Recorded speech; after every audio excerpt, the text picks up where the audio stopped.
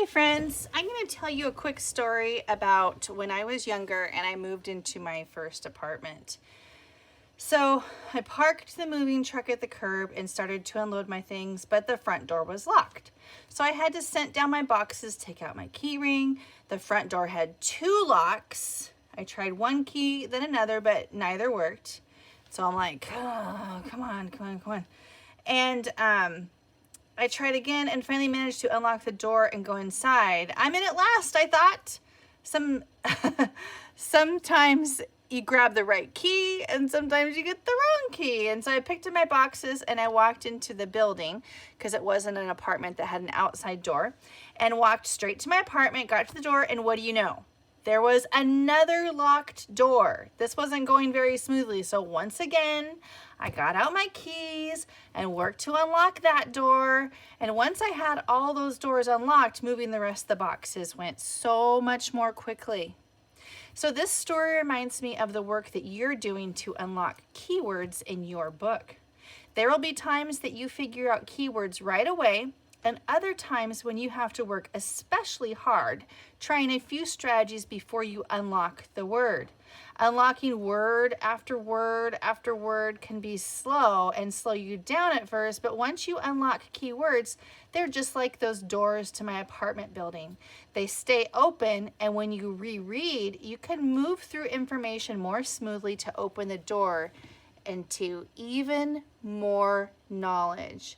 And so today I want to teach you that once readers have unlocked keywords in their books, they know it helps to reread. This time, moving more smoothly through those parts, scooping up the keywords to grow even more knowledge about that topic.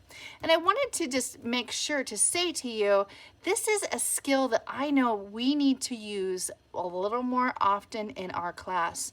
In reading groups, I'm noticing that sometimes we unlock a word and then we forget it right away.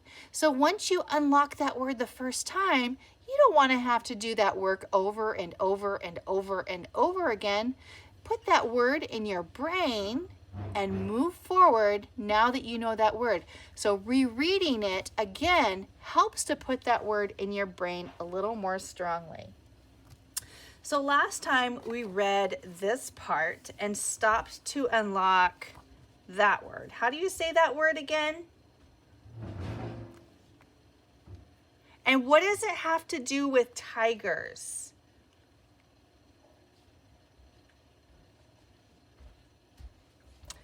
So right now I want you to, we're going to pause the video and you're going to share some of the strategies that you use to unlock those key words. So let's talk the talk and read to learn the lingo. All right, so you're going to tell me the strategies that you use.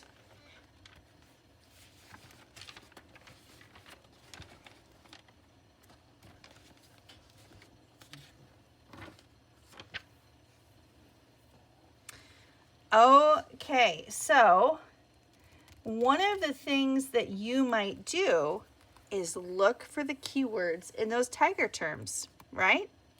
Looking at the picture, reading the whole page to make sure that you are looking for that word. You might break the word into chunks to understand it. So now that that word is, oh, sorry, I skipped. So the word is territories, and it's unlocked. So let's read this part, moving through the information more smoothly this time around, scooping up the keyword with the rest of the information to grow even more knowledge about the topic. So here we go. So we had to stop and really work through that word the first time. This time it's going to go really smoothly. I know that we're separate, but what I want you to do is, with your microphone off, read with me. So I'll be watching in my Zoom meeting, looking at the gallery to make sure that I see those mouths of yours moving. So make sure that your camera's on and I can see you reading with me. Ready, set, begin. Besides hunting, tigers spend a lot of time marking their territory. They are not good at sharing. Tigers make long scratch marks on trees. They also rub their faces on trees and leave smelly scents. This tells other tigers to stay away. So that sounded a lot smoother, and now I understand even more that this part taught us that tigers do different things to mark their territories so that other tigers stay away. Were you able to read that more smoothly this time?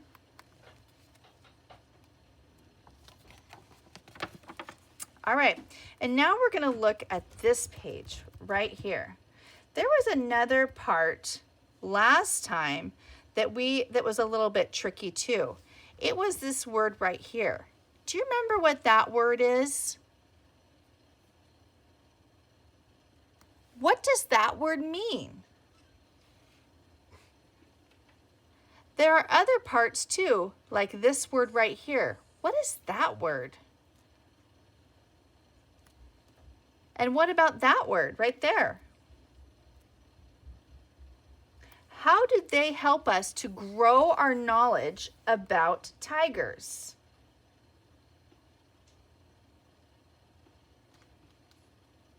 So let's go ahead and read this page just like we read the page about territory. So once again, I'm going to be watching you to make sure that you are reading. That means we need cameras on your face so I can watch you read with me. 1, 2, ready, begin. Tigers are carnivores, animals that eat meat. Their favorite foods are large, hooved animals such as buffalo, deer, and wild pigs. A hungry tiger can chow down 80 pounds of meat in one meal. That's about 320 hamburgers. So what is the author teaching us about tigers in this part?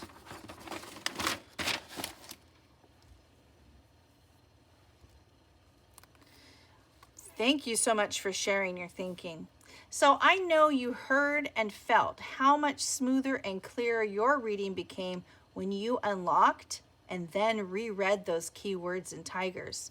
Once you unlocked the keywords, you reread, scooped up the keywords, and grew even more knowledge about your topic. So today, you are going to select a book from Epic. Find a part where you have to stop and unlock some keywords and remind yourself of how those words are a key to growing knowledge about your topic, and then reread the part that you found them in, making sure to sound smoother, taking even bigger scoops of words, and remembering to include the keyword right alongside the rest of those words.